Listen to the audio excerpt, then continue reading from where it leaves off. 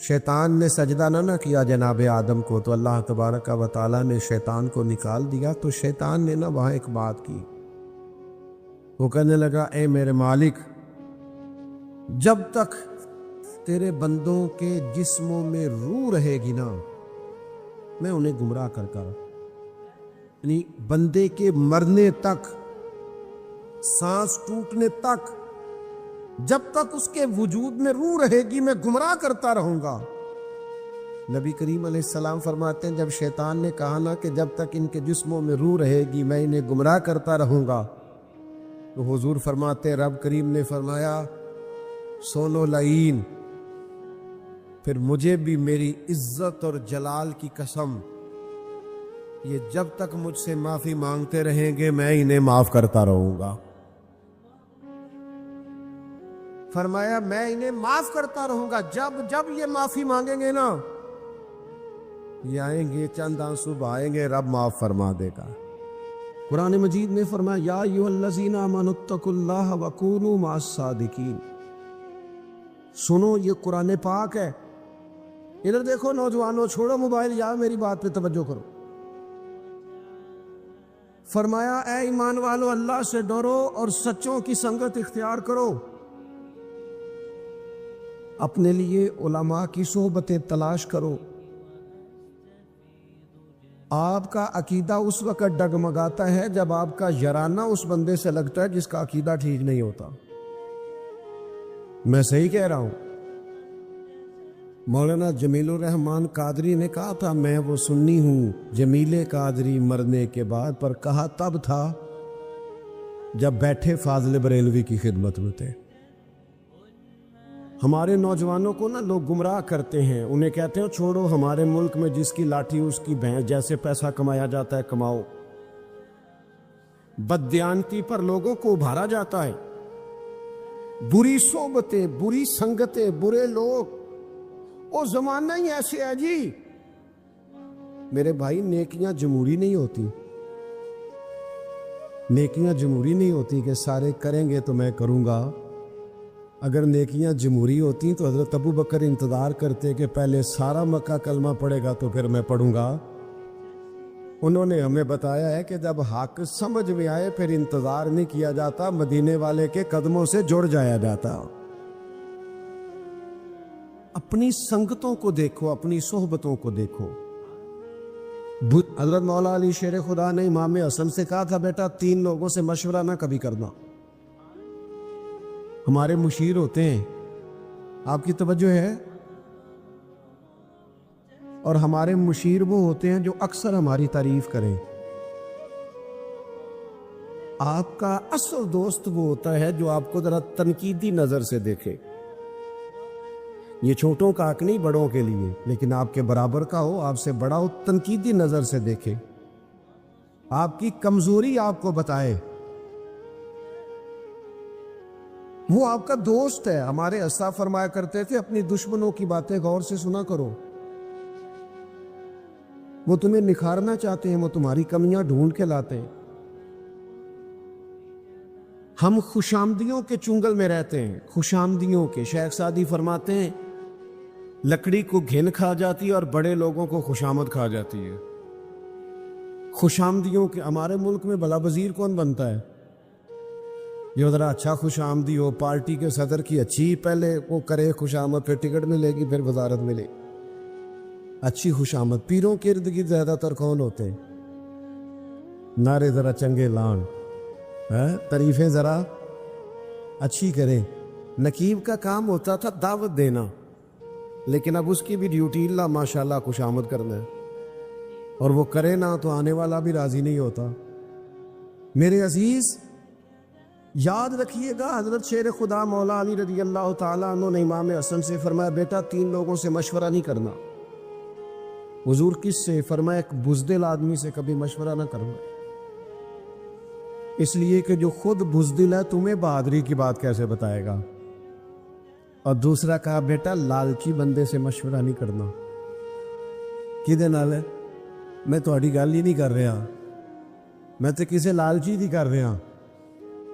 لالچی بندے سے مشورہ، اس لیے کہ وہ تو بیچارہ ہر وقت عبد الدنیا عبد الدرہم بنا ہوا ہے، وہ تمہیں کیا مشورہ دے؟ اور تیسرا فرمایا پتر کنجوس سے مشورہ نہیں کرنا، اس لیے کہ جس کا دل بڑا نہیں اس کا دماغ کیسے بڑا ہو سکتا ہے۔ اچھی سنگتیں دلیروں کے پاس بیٹھے، دلیروں کے۔ مولانا ابو الفضل منور حسین عثمانی صاحب کے سر پہ امامہ، وجود پہ جبہ، اور حضور کی نعت ان کی زبان پر، اس کی کوئی وجہ تھی۔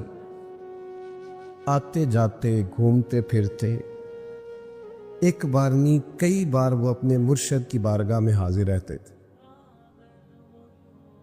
یہ تو امام فخر الدین رازی جیسے لوگوں نے بھی کہا کہ کوئی پیچھے ہو جس کے پاس بندہ آئے جائے، سوال ذہن پر اٹھتے ہیں، شیطان تنگ کرتا ہے۔ وہ جو تجھے کہا گیا تھا کہ قبر تک سیکھتا ہی رہنا، اس کا معنی کیا تھا؟ تیری کو سنگت ہو۔ ملت کے جوانوں یاد رکھنا، دنیا میں بڑا وہ ہوتا ہے جس کا کوئی بڑا ہوتا ہے، جس کا کوئی بڑا نہیں ہوتا وہ کبھی بھی بڑا، وہ کبھی بڑا جس کا کوئی ہو وہی بڑا ہوتا۔ اپنی سنگتیں، اپنی صحبتیں۔ اعلیٰ حضرت بریلوی رحمۃ اللہ علیہ سے پوچھا گیا بندہ عالم کیسے بنتا ہے؟ فرمایا یہاں تو باقاعدہ کورس پڑھے درس نظامی کا، یہاں فرمایا کتب کا مطالعہ کرے، اور تیسرا فرمایا افواہ رجال سے، علماء کے پاس آنے جانے سے۔ علماء کی ایک جگہ بہت سارے علماء بیٹھے تھے تو ایک سادے بزرگ بھی بیٹھے تھے، تو ایک عالم ان میں سے عورتوں کے پردے پر کوئی کتاب لکھ رہے تھے، تو وہ دلائل جمع ہو رہے تھے، تو بابا جی علماء کے پاس اٹھتے بیٹھتے باتیں کرتے، تو جھاڑو دیتے دیتے کہنے لگے مینوں بھی 40 سال ہو گئے نے مولوی سن دے، ہاں ایک نکی جی گل میری بھی شامل کر لو جے پسند آئے تھے۔ انہیں کہ وہ کیڑی؟ انہیں کہ بیبیاں نو دسو کہ پردہ نہ کریے تے بریاں نظراں پیندیاں نے، اپنی حفاظت ضروری ہے، پردہ کرنا چاہیے۔ اور دلیل جو دی انہوں نے وہ سادی ہے، کہنے لگے میں گیا صاحب بچے اپنے نو پوترے نو بازار لے کے تے انہوں ٹافی لے کے دیتی ہے تے وہ کھلی سی، وہ دیتے ریپر رہی سی تے مکھیاں بڑیاں بہ رہی سن، تے میں کیا تکو نہ پردہ لے گیا تے کیڑا کیڑا گند کٹھا ہو گیا۔ اگر پردہ رہتا یہی بہتر ہے کہ پردوں میں وہ پردہ پوش رہے۔ کچھ چیزیں ضروری ہوتی، اچھی صحبتوں سے انسان کو انشراح صدر حاصل ہوتا ہے، آپ کا قد اونچا ہوتا ہے، آپ بزرگوں کے ساتھ جڑتے۔ ہم نے کتابوں سے جڑنا بھی چھوڑ دیا ہے۔ میں آپ مجھ سے ناراض نہ ہونا، کاش میری ملت کا جوان ساری ویڈیو لطیفے والی نہ دیکھے، کاش میری ملت کا جوان صبح اٹھے تو وہ اور بڑی چیزیں دیکھتے ہیں تو وہ حضور کی کوئی حدیث دیکھے۔ آپ کے پاس موبائل آیا تھا، کاش آپ روز کی ایک آیت یاد کرتے، ایک آیت، روز کا ایک آیت کا ترجمہ سیکھتے۔ کاش آپ کا ذہن بنتا کہ ہم نے روز کا ایک فقہ کا مسئلہ سیکھنا ہے۔ ایک مہینے پہلے لوگ آرڈر دیتے ہیں فرنیچر کا شادی سے، اور بعض معاذ اللہ جھوٹ بھی بولتے ہیں، کہتے ہیں جناب ایس تاریخ نو شادی ہے، حالانکہ وہ آگے ہوتی ہے۔ بھئی آپ نے جھوٹ کیوں بولا؟ کہتے فرنیچر والا دیر نہ کر دے۔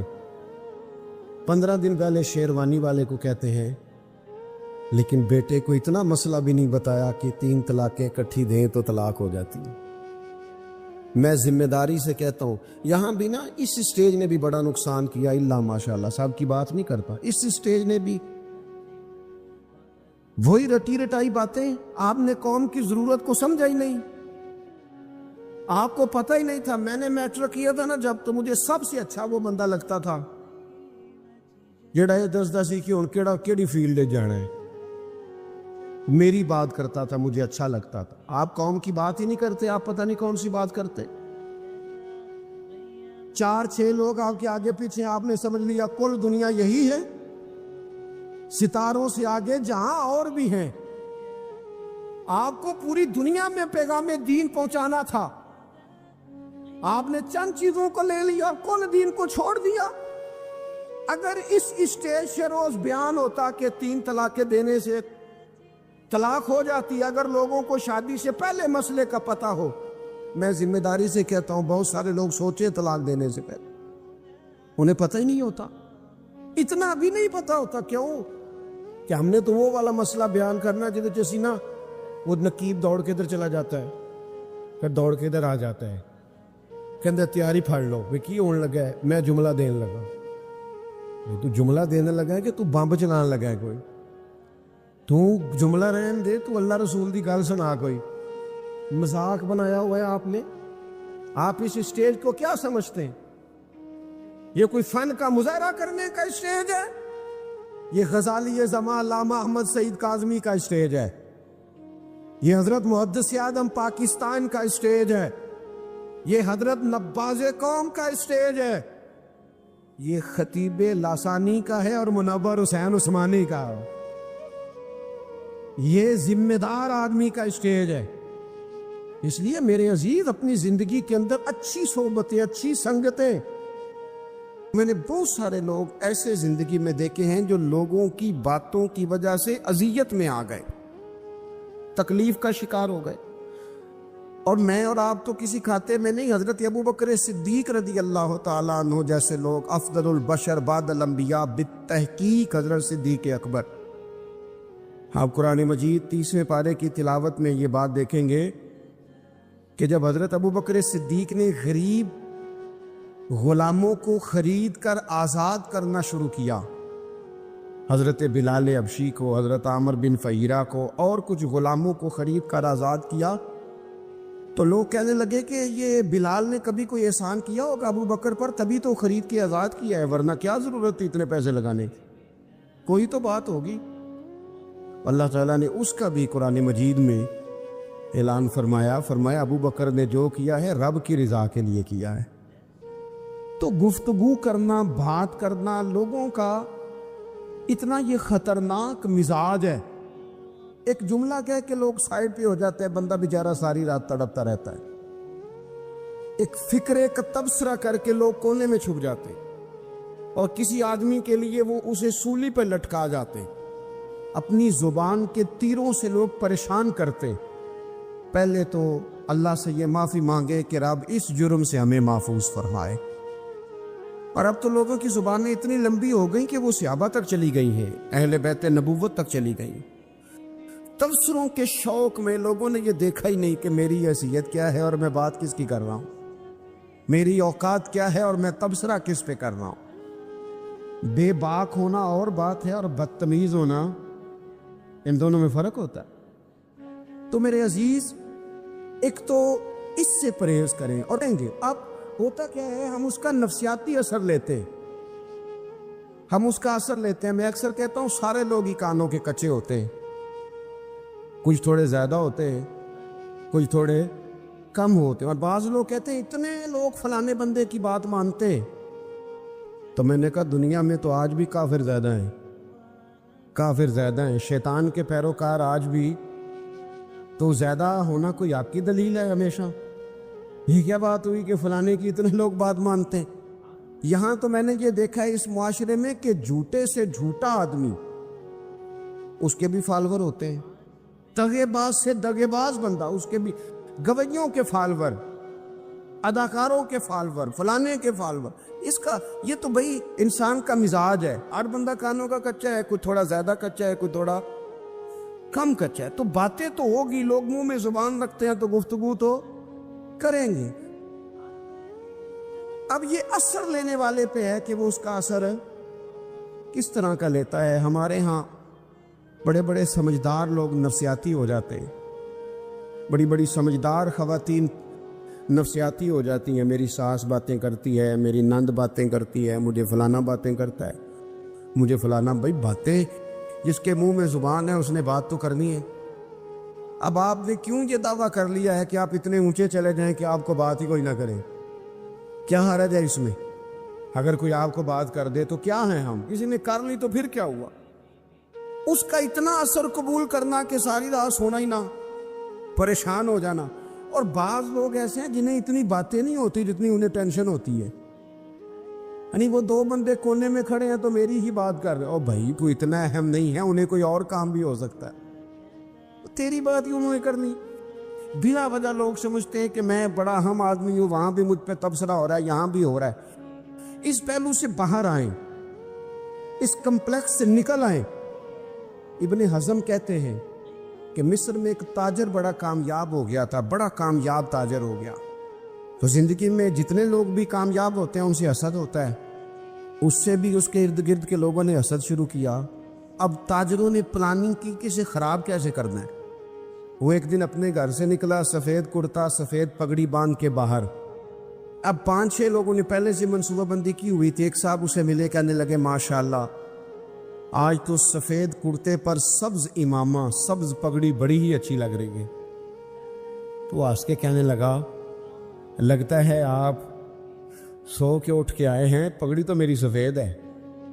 اس نے کہا چلو پگڑی تو سبز ہی ہے, باقی آپ نہیں مانتے تو آپ کی مرضی. وہ آگے بڑھا. تو اب چونکہ پلاننگ تھی تو ایک شخص اور ملا. اس نے کہا کیا بات ہے, سفید کرتے پر آپ کا پیلے رنگ کا امامہ کیا جچتا ہے. اس نے کہا یار کو خدا کا خوف کر. ہنس کے کہا کیا ہو گیا, تیری اینک کا نمبر تو نہیں تبدیل ہونے والا ہوا؟ اور بھائی میں نے تو سفید کرتا اور سفید ہی امامہ باندھا ہے.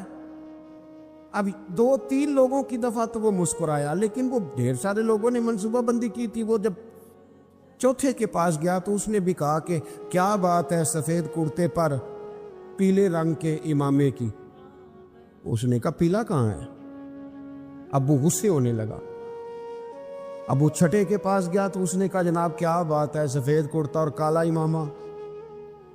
اب وہ غصے میں اتنا باولا ہوا کہ پہلے ہنسا پھر رویا, پھر اسے سمجھ نہ آئی کہ دکان کا تالا کس چابی سے میں نے کھولنا ہے.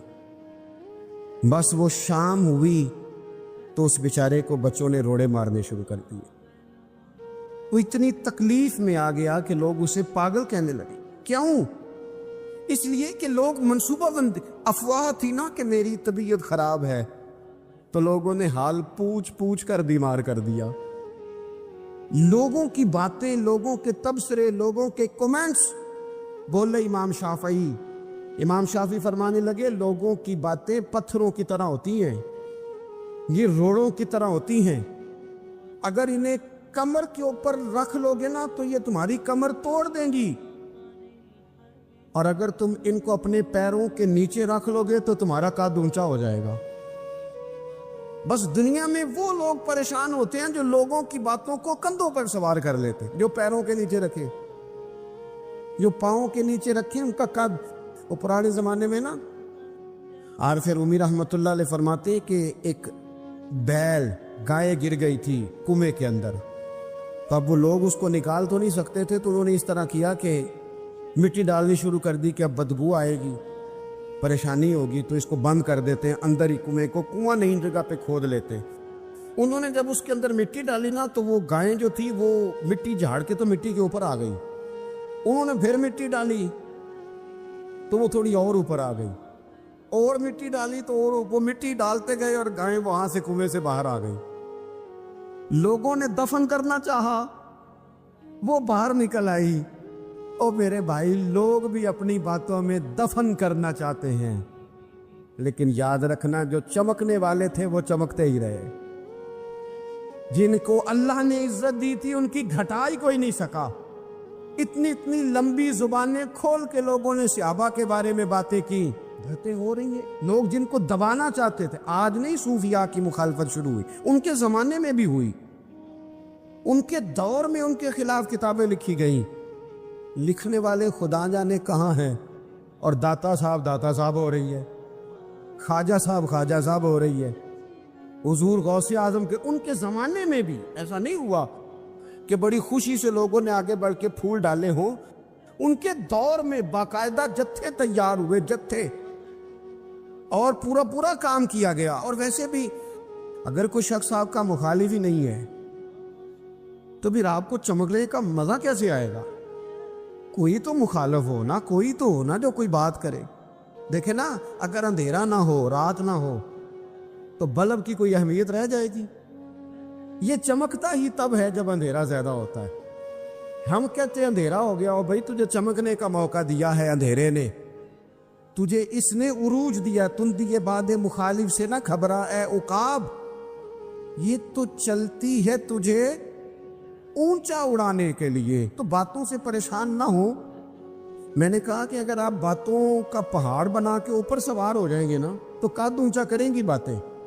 جو بندہ ڈسکس ہونے لگ جاتا ہے وہی تو مشہور ہوتا ہے، اسی کی تو بات ہوتی ہے۔ دیکھیں کیا ہوتا تھا بھلا مکے میں، کوئی بندہ باہر سے آتا تو ابو جال اسے کھڑا کر کے کہتا حضور کے پاس نہ جانا، تو کہتا پتہ تو کروں بھلا نبی پاک کے پاس کیا ہے، پتہ تو کروں بھلا حضور کے پاس کیا ہے۔ تو جن سے تعارف نہیں ہونا تھا وہ بھی تعارف کرا رہے تھے رسول پاک کا۔ تو اس لیے باتوں سے گھبرا جانا۔ ہاں ایک بات ہمیں کتاب و سنت میں ملتی ہے، اس پر ضرور غور کریں، تہمت والی جگہ سے بچیں، تہمت کا موقع نہ دیں۔ مطلب بلا وجہ ہی اپنے لیے بحث کا دروازہ کھولنا یہ درست نہیں ہے۔ اپنے لیے ہم نہ دروازے کھول لیتے ہیں بحث کے، مفت کی بحث ہو رہی ہے، فلانا بھی ڈسکس کر رہا ہے۔ کچھ چیزیں ایسی ہوتی ہیں جو سب کی سمجھ کی نہیں ہوتی، وہ سب کے سامنے ڈسکس کرنا ضروری نہیں ہوتا۔ حضرت سیدنا ابو ہریرہ رضی اللہ تعالیٰ عنہ فرمایا کرتے تھے مجھے نبی پاک علیہ السلام نے علم کی 2 تھیلیاں دی ہیں، میں نے ایک کھولی ہے تمہارے سامنے، ایک کھولی ہے، دوسری نہیں کھولوں گا۔ اس لیے کہ ہر بندے کو بات اس کے ظرف کے مطابق کرنی چاہیے، تو موقع نہ دیں۔ نبی پاک صلی اللہ علیہ وسلم نے فرمایا اس بندے نے اپنی، یہ بخاری میں موجود ہے، فرمایا اس نے اپنی عزت اور اپنی جان کو محفوظ کر لیا جو فتنے والی جگہ سے بچ گیا۔ جہاں تہمت لگ سکتی ہے اس جگہ سے بچے، جان بوجھ کے لوگوں کو موقع نہ دیں باتیں کرنے کا، جان بوجھ کے موقع نہ دیں۔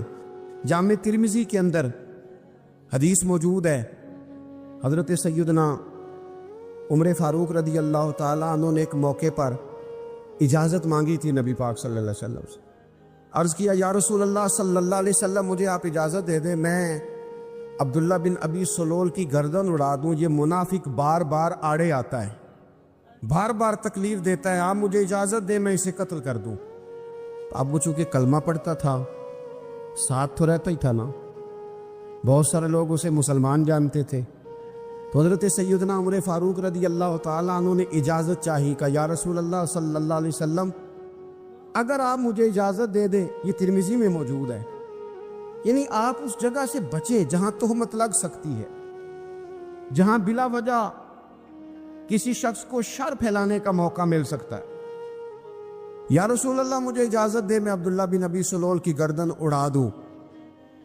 نبی پاک صلی اللہ علیہ وسلم نے فرمایا کہ عمر اگر میں تمہیں ایسا کرنے کی اجازت دوں گا تو لوگ کہیں گے کہ اب اپنے قریبیوں کو انہوں نے مروانا شروع کر دیا ہے، ساتھ والوں کو ہی مروانا شروع، لوگ تو اسے مسلمان سمجھتے ہیں۔ تہمت والی جگہ سے، بلکہ بخاری شریف میں اسی طرز کا ایک اور پیغام بھی ہمارے لیے موجود ہے۔ یہ جو حرم شریف آج ہمارے سامنے ہے نا، بیت اللہ شریف، اس میں ایک پیچھے مقام ہے جس کو حتیم کہا جاتا ہے، یہ خانہ کعبہ کا حصہ ہے۔ حضور صلی اللہ علیہ وسلم کے اعلان نبوت سے پہلے جب قریش مکہ نے اسے تعمیر کیا نا دوبارہ سے، تو انہوں نے چندے کا کوئی اس طرح کا مزاج بنایا تھا کہ اس بندے سے پیسے لینے جس کے بالکل ہی جائز ہو۔ اس ترتیب سے انہوں نے خانہ کعبہ کی تعمیر کی کہ پھر وہ ساری تعمیر نہ کر سکے، حتیم باہر رہ گیا۔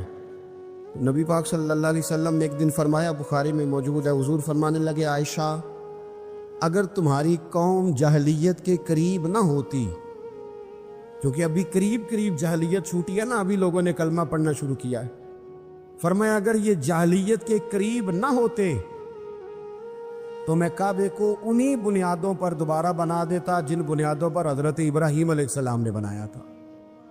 لیکن چونکہ یہ جاہلیت کے قریب ہیں، ان کی سمجھ میں چیز نہیں آئے گی، یہ شک میں پڑ جائیں گے، پریشان ہو جائیں گے، لہذا میں یہ کام نہیں کرتا۔ بہت ساری چیزیں ایسی ہیں کہ جن کی وجہ سے بعض سادہ لوگ ابہام کا شکار ہوتے ہیں، ابہام کا۔ ہمارے علماء نے اس طرح کیا کہ بڑے طے کر کے عقائد کے عنوانات امت تک پہنچائے۔ ہر آدمی ہر شعبے کا اسپیشلسٹ نہیں ہوتا، بہت سارے لوگ باتیں مریض کے سامنے کرنے والی نہیں ہوتی، وہ صرف لواحقین کو بتانے والی ہوتی۔ پھر کچھ لوگ اور آئے جنہوں نے کہا کہ ہم تو ایفیشنسی دکھائیں گے، کچھ خاص ہر بات کھول کر لوگوں کے سامنے رکھیں گے، اس کا نقصان پھر یہ ہوتا ہے کہ سادہ لوگ مشکلات کا شکار ہوتے ہیں۔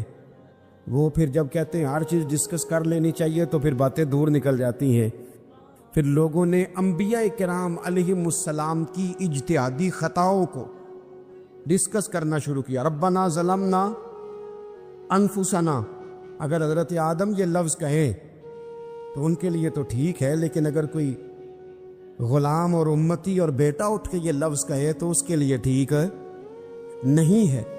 تو میرے عزیز ایسے کام نہ کریں جس کی وجہ سے بلا وجہ بحث کا۔ ہمارے یہاں کچھ لوگوں کو شوق ہے خبروں میں رہنے کا، وہ ایسی باتیں چھیڑتے ہیں جن سے نہ وہ خبروں میں رہ سکے۔ میں نے دیکھا ہے وہ کہتے ہیں جی میں نے کوئی انوکھی بات کرنی ہے۔ بھئی انوکھی بات کرنے سے بندہ مشہور تو ہو جاتا ہے۔ ہمارے زمانے میں مشہور ہی وہ ہوتا ہے جو دوسروں سے ذرا ہٹ کے بات کرے، انوکھی کرے۔ وہ ہمارے لطیفہ لکھا ہے نا، ایک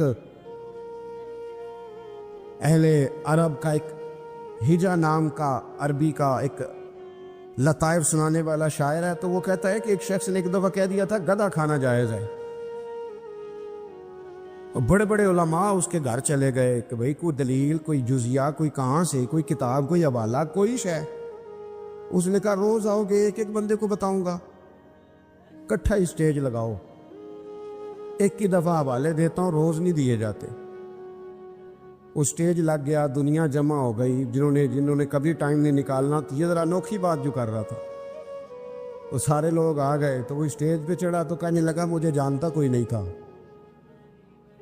چلو اب بدنام جو ہوں گے تو کیا نام نہ ہوگا، اب قیامت تک کہو گے تو صحیح نا، وہ اس مولوی دے گھر جنہیں ایک بار آکھیا نہیں سی گدھا کھانا جائز ہے، چلو بدنام جو ہوں گے تو کیا۔ تو بہت سارے ایسے لوگ ہیں جو ہیں بدنام، پر چلو نام تو ہو گیا نا، بدنامی صحیح، شرارت صحیح، شیطانیت صحیح، لیکن نام تو ہو گیا۔ تو اس لیے کوئی ایسا انوکھا کام جس سے لوگوں کی، میں آپ سے بڑی گزارش سے عرض کروں، اعلیٰ حضرت بریلوی رحمۃ اللہ علیہ نا، لالٹین کے اندر مٹی کا تیل جلایا جاتا ہے ہمارے ہاں، تو مٹی کا تیل ظاہر ہے اس سے بدبو آتی ہے، تو مسجد میں وہ جلانا جائز نہیں تھا۔ تو ایک صاحب ارنڈی کا تیل لائے، وہ خوشبو والا ہوتا ہے، وہ لا کے انہوں نے نا اعلیٰ حضرت بریلوی رحمۃ اللہ علیہ کو لالٹین میں ڈال کے دیا اور کہا کہ یہ مسجد میں اس کو جلاتے ہیں چونکہ اس کے اندر سے خوشبو آتی ہے، بدبو نہیں آتی۔ تو وہ جو شرعی عذر ہے نا، حضور نے فرمایا کہ جمعے والے دن غسل کر کے آؤ تاکہ کسی کے پسینے سے ایک دوسرے کو تکلیف نہ ہو۔ کچا لہسن پیاز کھا کے مسجد آنا اس لیے منع کر دیا گیا کہ منہ کی بدبو سے تکلیف ہو، تو مسجد میں کوئی ایسی چیز جو بدبو کا باعث بنے منع ہے۔ اب انہوں نے وہ تیل لا کے لالٹین میں ڈالا جس سے خوشبو آتی تھی اور لالٹین بھی روشن ہوتی تھی۔ تو اعلیٰ حضرت فاضل بریلوی رحمۃ اللہ علیہ اپنے اس خادم سے فرمانے لگے کہ اب لوگ تو آئیں گے نا، تو ہمارے علاقے میں تو ساری دنیا مٹی کے تیل سے ہی چلاتی ہے، تو اب آپ نے خوشبو والا تیل لا کے ڈال تو دیا ہے اس کے اندر لالٹین میں، پر یہ لوگوں کو بتائے گا کون کہ یہ تیل وہ نہیں ہے؟ لوگ تو یہاں سے دیکھ کے جائیں گے اور جا کے کہیں گے کہ اتنے بڑے عالم کی مسجد میں اگر جل رہا ہے تو ہم کیوں نہ جلائیں۔ تو فرمانے لگے وہ شخص کے حضور پھر حال کیا ہے؟ فرمانے لگے آپ فرضوں کا سلام پھیر کے دعا سے پہلے لالٹین کے پاس کھڑے ہو جائیں، اور جو بندہ گزرے اسے بتاتے جائیں کہ یہ مٹی کا تیل نہیں، یہ مٹی کا تیل نہیں، یہ مٹی کا تیل۔ ہر شخص کے ذہن تک بات اتر جائے تاکہ لوگ کسی ایسی چیز کا شکار نہ ہو جائیں جس سے کہ ان کے مزاج میں کوئی غیر شرعی چیز عروج پکڑ لے۔ تو میرے عزیز ہم نہ کچھ بدگمانیاں لوگوں کے اندر لوگ ڈالتے ہیں۔ ہمارے ہاں بالخصوص پاکستان میں جب سے سیاسی فرقہ واریت شروع ہوئی ہے، سیاسی، ہماری قوم کا مزاج اتنی بری طرح خراب کیا گیا ہے۔ ہمارے نوجوان بچے جو بڑے سنجیدہ پڑھے لکھے، ان کی گفتگو اپنے سیاسی مخالف کے بارے میں اتنی لوز کر دی گئی ہے، اتنی کمزور کر دی گئی، اتنی خوفناک کر دی گئی ہے کہ اس طرح تو کبھی نہیں ہوا تھا۔ یہ مزاج جو لوگوں کو دیا جا رہا ہے، قومیں اپنے اخلاق کے طور پر زندہ رہتی ہیں، بد اخلاقیاں کبھی بھی انسانوں کو اونچا کر سکتی، پیچھے رہ جاتے ہیں لوگ۔ تہذیب کسی سوسائٹی کا حسن ہوتا ہے، اور اگر ایک سیاسی مخالف کے لیے آپ کا یہ والا مزاج بن جائے، اپنے سیاسی قد کو اونچا کرنے کے لیے آپ ان چیزوں کا سہارا لیں، یہ درست نہیں ہے۔ اخلاقی رویے میں کہوں گا کسی بھی سیاسی جماعت سے وابستگی ہے وہ 100% رکھے جو اس کی سمجھ میں آتی ہے، لیکن اپنے اخلاقی مزاج کو کبھی کمزور نہ ہونے دے، اخلاقی رویہ کبھی کمزور نہ ہونے دے۔ یہ کیسے ہو سکتا ہے؟ دیکھیں، ابو جہل، ابو لہب، عتبہ، عتیبہ، شیبہ، وہ وہی باتیں کر سکتے تھے جو ان کے مزاج کی تھیں، جو آج تک لوگ کسی بھی دیندار کے بارے میں کرتے ہیں۔ تو انہوں نے وہی باتیں آ کے کی تھی جناب ابو طالب کے ساتھ۔ انہوں نے کہا تھا کہ اگر معاذ اللہ ان کو دولت چاہیے تو ہم دیتے ہیں۔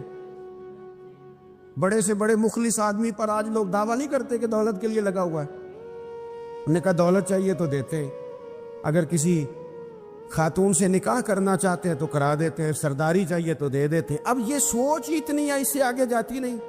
وہ معاذ اللہ حضور کے بارے میں اور بھی باتیں کرتے، یہ شاعر ہیں، یہ جادوگر ہیں، یہ فلاں ہیں، لیکن میرے نبی پاک علیہ الصلوۃ والسلام نے کبھی بھی ان کی ذاتی زندگی کو ڈسکس نہیں کیا، کبھی نہیں کیا۔ ابو جہل شراب پیتا تھا، لیکن حضور نے کبھی سوسائٹی میں یہ بات لوگوں کے سامنے بیان نہیں کی۔ وہ لوگوں کے پیسے دبا لیتا تھا، کئی جگہوں پہ حضور نے پیسے نکلوا کے دیے، لیکن جگہ جگہ گلی گلی کھڑے ہو کے حضور نے یہ نہیں فرمایا کہ یہ اس طرح کا ہے۔ آپ اپنے مخالفین کے بارے میں ضرور کلیم کریں، ثبوت کے ساتھ ضرور بات کریں، یہ ضروری ہے، لیکن آپ کا رویہ اتنا گرا ہوا نہیں ہونا چاہیے کہ لوگ سمجھیں کہ یہ قوم تو اخلاق سے ہٹ گئی ہے۔ آپ اختلاف کریں، لیکن اختلاف کے بھی آداب ہوتے ہیں، اس ادب کے دائرے کے اندر ہے کہ صحابہ کے بیچ بھی رائے کا اختلاف ہو جاتا ہے، ہو جایا کرتا ہے۔ حضور اس اختلاف کو قبول کرتے، بھئی ہو جاتا ہے رائے کا اختلاف اپنوں میں، لیکن اس کے اندر انسان توہین پہ اتر آئے، اس کا لہجہ اس طرح کا ہو جائے جس طرح کی بازاری گفتگو کی جاتی ہے، تو محسوس ہوتا ہے کہ یہ تربیت کا فقدان ہے۔